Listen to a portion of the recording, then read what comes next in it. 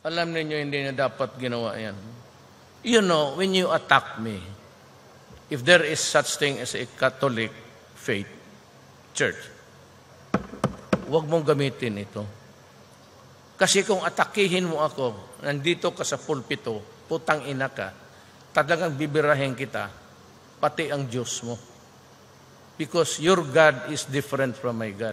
My God is not a hypocrite. My God does not create hell. Well, bakit pang-ilad yan eh? Pang ano lang yun sa pagtakot sa mga nomads. Ano mo yung mga tao noon sa desert, ignorante? Wala, hindi ka magsunod. Doon sa impyerno may isang lugar, dyan banda sa langit, na susunugin ka habang panahon. Ano mo kay stupid? Inanay ko, gikremate ko. Ako sinabi ko sa mga anak ko, 24 hours, i-cremate ninyo ako. At itapon ninyo ang... Diyan, maghanap kayo ng beach na pinakamadumi. Doon ninyo itapon ang asis ko. Kaya sinong gustong malibing ng... Diyan sa Bayani? Yung libingin nga ng mga Bayani? Because ang di mabilibing diyan,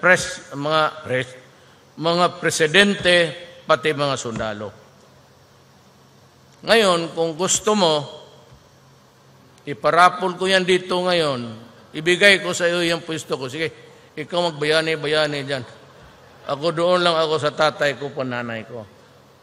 Do you know where I want to go? When I die, I want to go where my father and mother are. Doon lang ako sa kanila. Kung saan sulok ng universe yan. Wala na akong pakialam doon sa iba. Balik lang ninyo ako doon sa nanay pati tatay ko. Pabayani-bayani ka dyan. Hindi naman ako bayani.